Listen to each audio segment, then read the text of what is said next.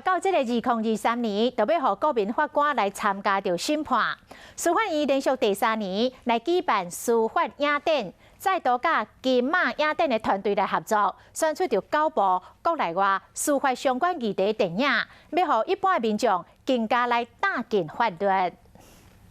警察无数。规身躯车子充满兄弟气口，伊是 EMT 急难应变团队的队长李辉山，用性命来解决动物被口毒的案件。吃狗是他不对啊。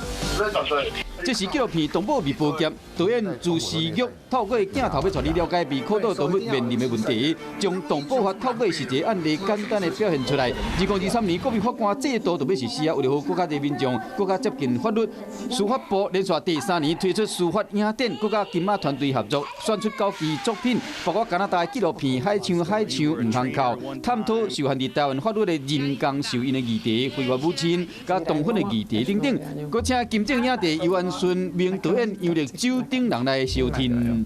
当然也要借助就是司法界的这些前辈、先进跟专才的这个